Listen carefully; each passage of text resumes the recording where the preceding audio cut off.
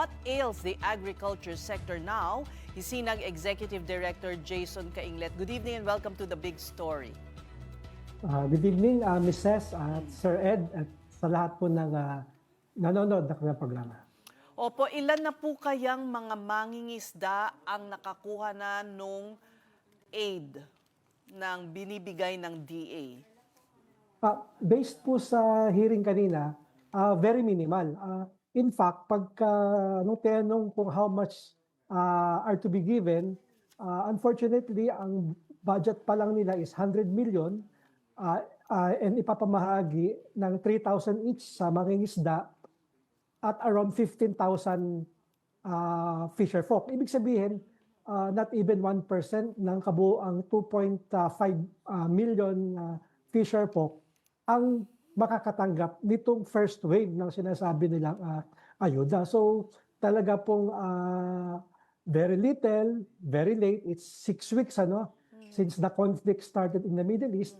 Wala po talagang nakukuha pa ang mga fisher folk at sila po talaga yung sumasalo ng bigat because yung crudo po kanina na I was hearing yung discussion nyo sa transport sector, mas mabigat sa ating mga mangingisda po yung impact kasi yung crudo, yun lang talaga ang kanyang kailangan para makapalaut siya sa mga karagatan, and they usually use between 10 to 15 liters. So kung tumaas po siya ng times 3, nasa 170 ngayon, ibig sabihin plus 100 per liter.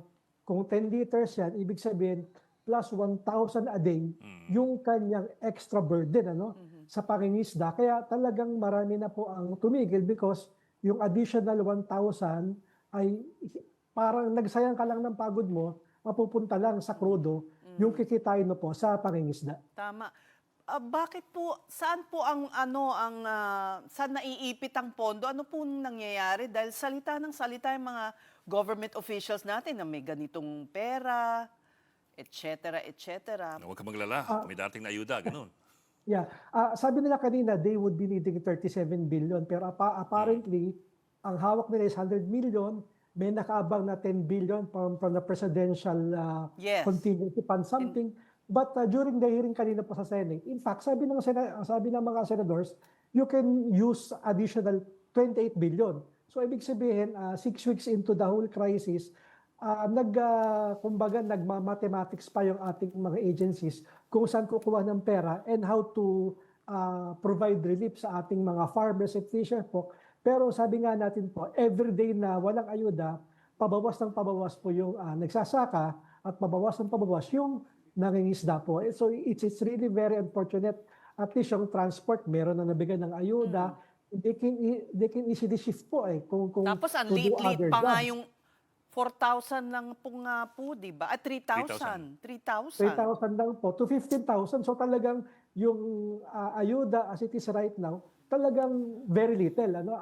Trickle in the bucket dahil nga 2 million and yet 15,000 pa lang yung targeted mo na mabigyan ng ayuda. So again, ang sinasabi natin, no choice ang ating mga mangingisda kundi tumigil. Saan sila pupulutin? Habang tumatagal po, talagang nag-evolve. So, yung crisis, sinasabi natin, matagal pa yan, naghahanda na. Pero on the ground, it's right here and it's right now. But I suppose the bigger problem is hindi nagkakasundo sa definition kung sino ang mangingisda, therefore sino ang eligible sa ayuda. Kasi if I understand you correctly dun sa hearing, ang sabi ata sa inyo kung wala kang pag-aaring bangka hindi ka counted, tama ba 'yon? Kasi if that's the case, that sounds like kung wala kang pag-aaring lupa, hindi ka magsasaka.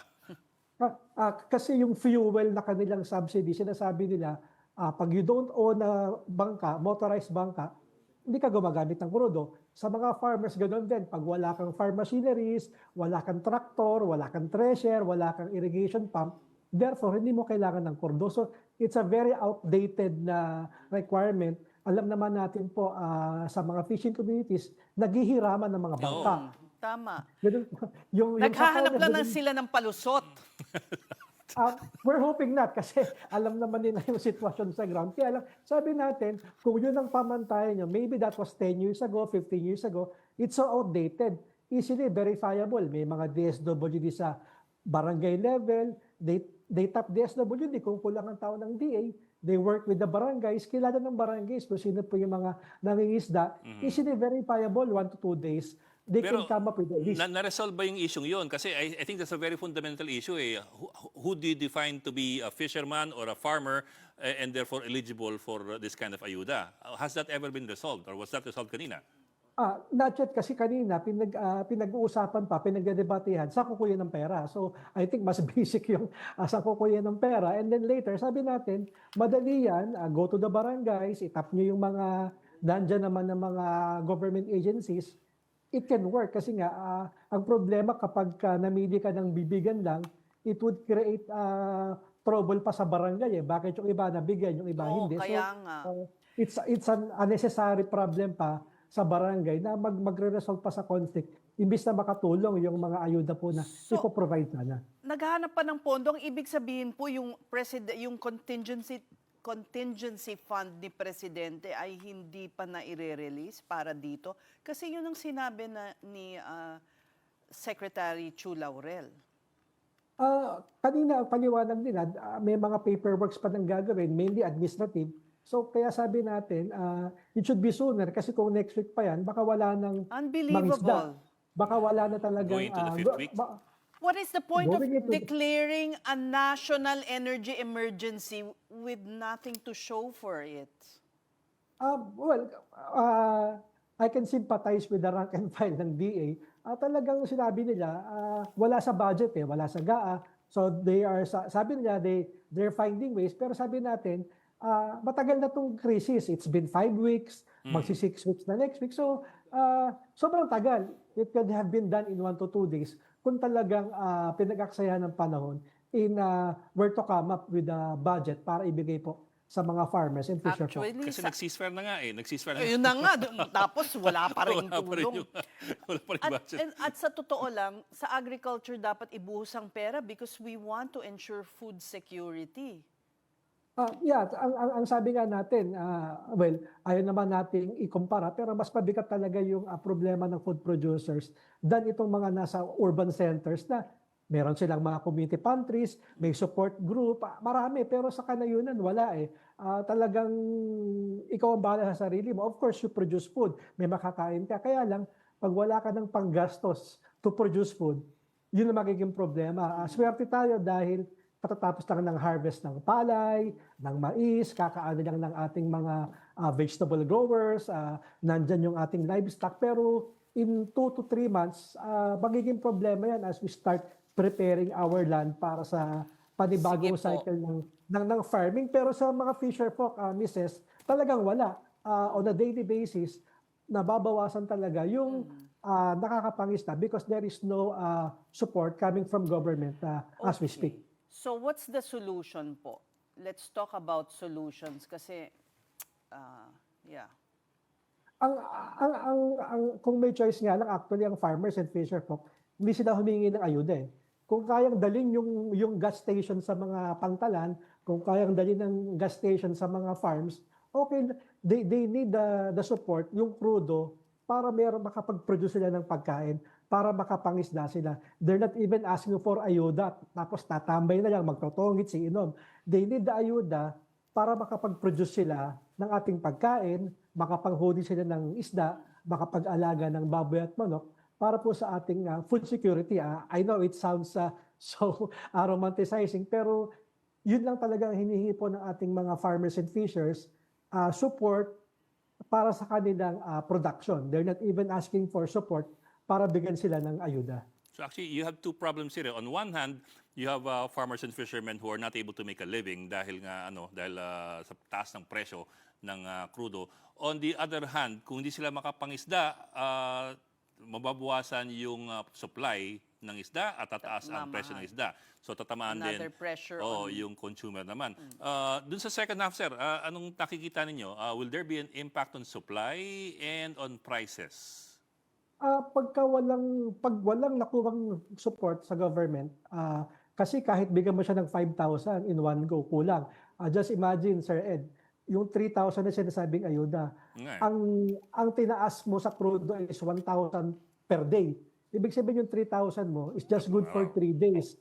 Yun yung dinagdag. Ano? I mean, you have the 50 pesos before, 170 ngayon, so plus 100 and 10 liters ka a day para makapagpalaot ng maayos. So that's 1,000 per day. Yung 3,000 is just 3 days. Kaya sabi natin, hindi siya sustainable. It can only do so much, pero after ng 3 days, 4 days, what's next? So, ang kailangan po talaga ay tuloy-tuloy na suporta.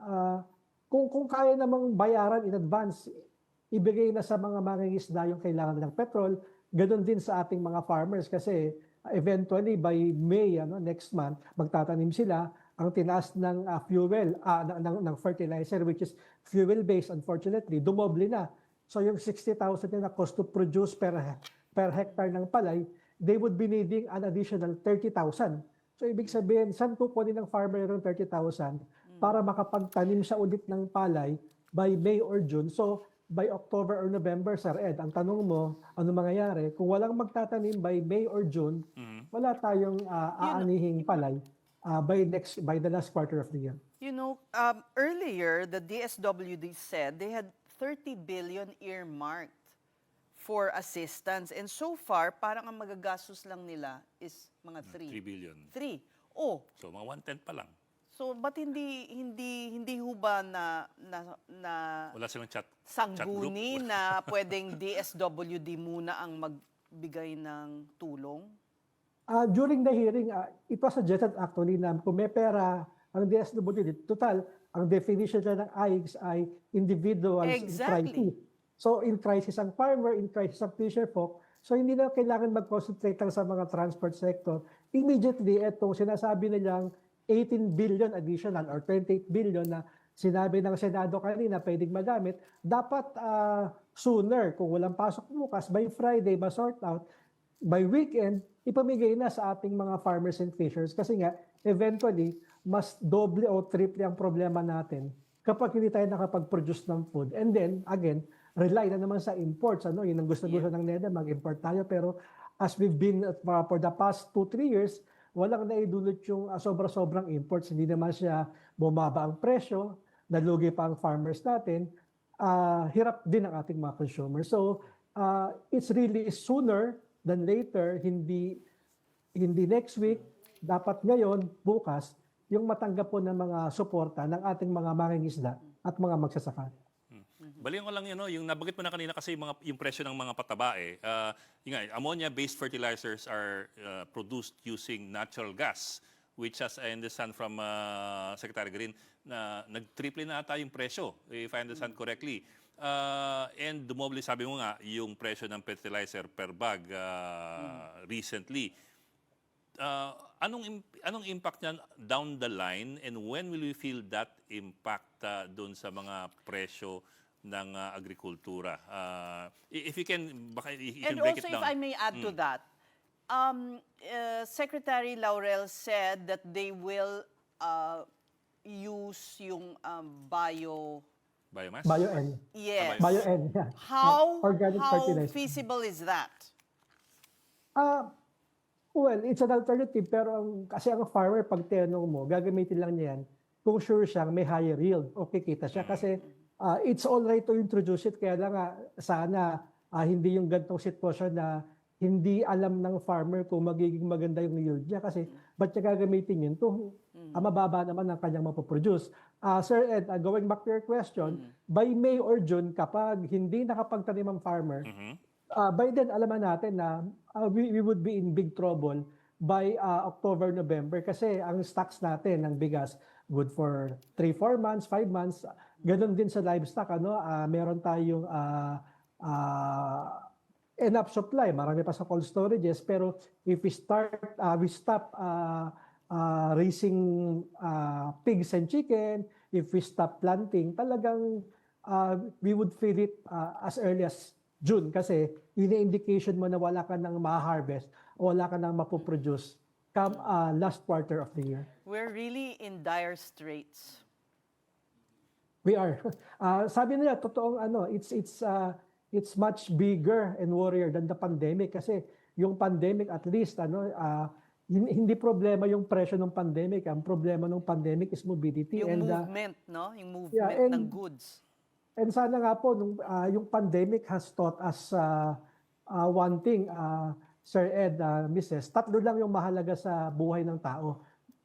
And the pandemic has proven that. Unang-una, yung agriculture sector because you need food, ano? Yung pangalawa, yung healthcare kasi yun ang magagamot sa and pangatlo, basurero kasi yun ang maglilinis ng kalat mo. So, we thought that we have learned our lessons ng pandemic pero unfortunately ngayon, parang nasa huli pa rin yung agriculture sa pecking order ng priorities.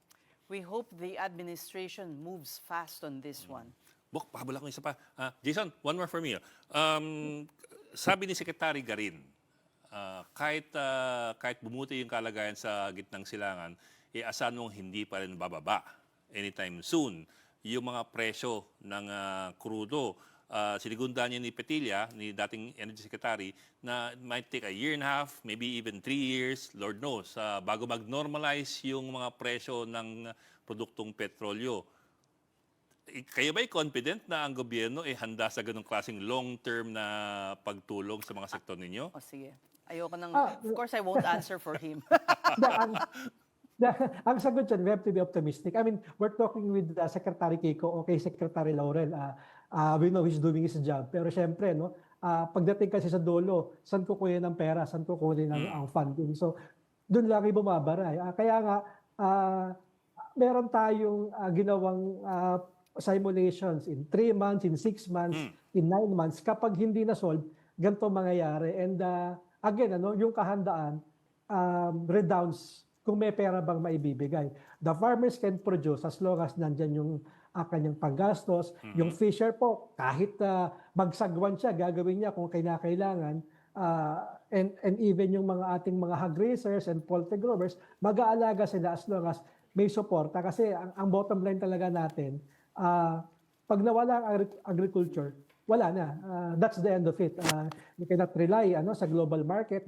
Nakita ngayon nangyari sa Iran, US conflict ngayon, talagang unreliable yung global market. And you can only rely talaga sa local market mo. Lalo na kung ang bansa like us ay sagana. No? We can produce everything.